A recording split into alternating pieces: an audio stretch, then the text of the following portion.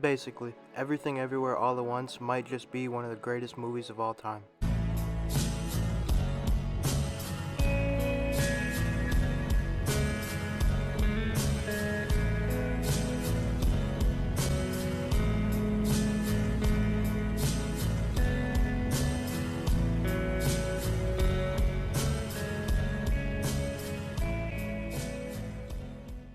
Is that an exaggeration? Well, maybe.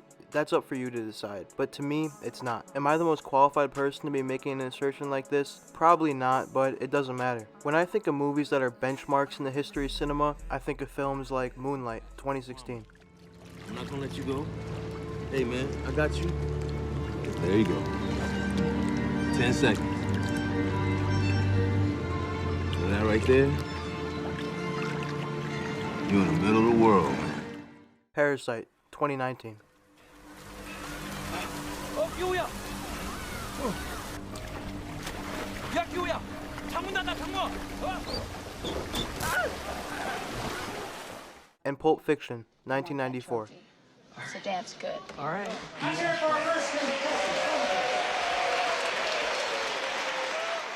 And now, I also think of Everything Everywhere All at Once, released just 3 months ago at the time of this recording. After I watched Everything Everywhere All at Once for the first time, the first film I thought of afterwards was Parasite, actually. Only a few weeks prior had I watched Parasite for the first time, and it left me wishing I had watched it when it first had released. That reason being because I wish I could have been part of the moment Parasite created. I wish I could have sung its praises as one of the greatest movies ever back in 2019. I wanted to be around for the next film that everyone universally agrees is brilliant and groundbreaking. And Everything Everywhere All at Once is that film. I wrote a short review on my Letterboxd account basically talking about this. Really, I'm not even sure where to start when breaking down this movie. There's just so much to unpack. There's so many different angles that you can come and review this film at. I don't want to talk about this movie by just breaking down the plot and talking about what happened from start to finish. I more so want to talk about how this movie made me feel and the impact it had on me personally, while not dismissing how colorful this movie is, how beautifully written it is, and how good the acting is. The three main characters in this film, Evelyn, Waymond, and Joy, are depicted with performances of a lifetime from Michelle Yeoh, Stephanie Hsu, and Ke Huy Quan. Apologies if I'm not saying those names correctly.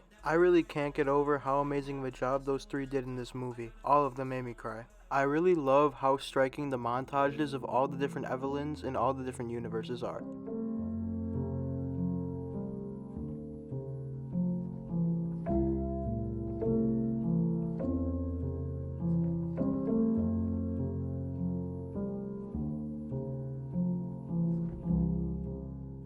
And I could say the same thing for the various versions of Joy that we get to see. Her outfits and her makeup are all unique and super creative. They do a great job being a symbol for all the different sides of her brain and emotions we get to see as Jobu Tupaki. To me, Jobu Tupaki is the result of a buildup of mistreatment, alienation, and neglect. In the beginning of the movie, we get to see that Evelyn kind of brushes Joy to the side. When Joy's girlfriend Becky comes to the laundromat, Evelyn introduces Becky to her father as just Joy's friend, and that's all. Before Joy leaves the laundromat, Evelyn stops her just to tell her that she's getting fat. In the multiverse, Joy experiences what is called a mind fracture, or something along those lines, which creates Jobu Tupaki.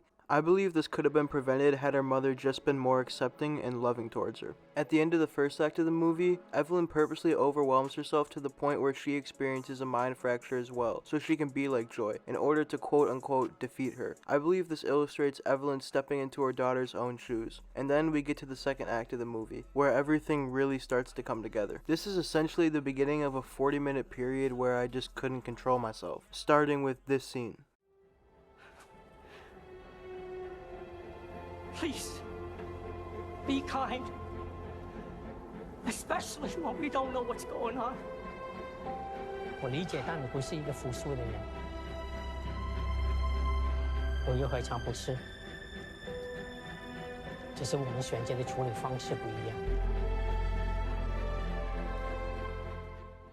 The writing in this portion of the film is so profound and poetic. Evelyn learns to love. She repairs her relationship with her husband. She repairs her relationship with her daughter. And it's all delivered in the most bizarre but beautiful way possible. I think that's the best way to describe Everything Everywhere All at Once. The way in which it conveys its messages and meanings are one of a kind. I mean, in what other movie do you see people that have hot dogs for fingers? I've been writing the script for over a day now at this point because I'm still having trouble gathering all my thoughts and feelings about this movie. I'm still having trouble figuring out exactly what I want to say. So I hope I've done a good job this far. Like I said, I've never been touched so deeply by a film before. I don't think any piece or form of media has ever made me feel this way. And a big part of that is because of how much I connect to Joy as a character. Joy is someone who is learning new things about her identity and doesn't have the best home life, like myself. Joy, or Jobu Tupaki, is someone who is cynical, someone who repeats the phrase "nothing matters" all throughout the film. She's someone who tells her mom that she wants nothing to do with her, but still sticks around, hoping her mom says something to change her mind.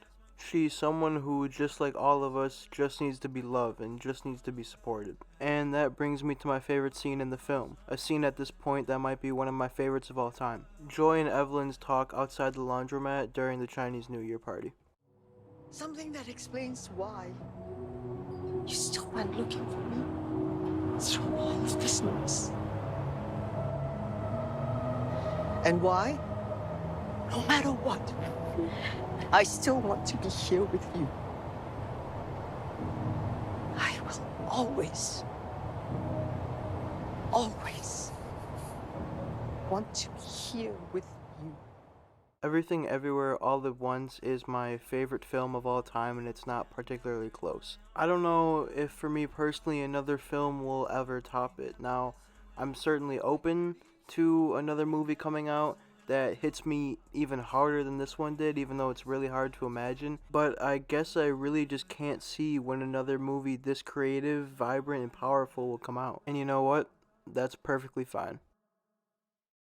I love you, I love you, I love you, I love you, I love you, I love you, I love you, I love you, I love you, I love you, I love you, I love you, I love you.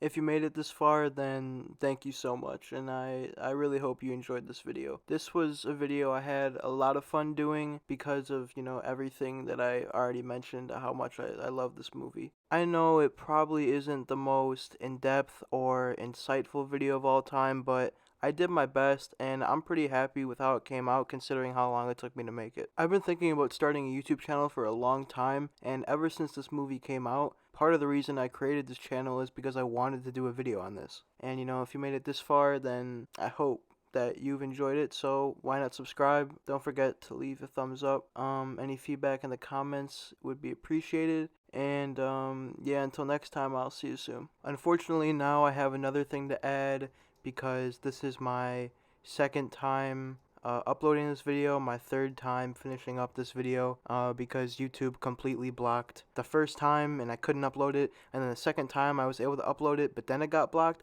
So YouTube, please, I'll take a partial block, just please do not completely block it because I spent too much time on this video just to completely throw it away just because I used a couple clips. Please, please, please.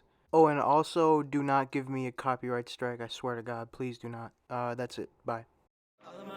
Doing shit solo, you can't come my way. Knowing me, I never like photos. I ain't got time today.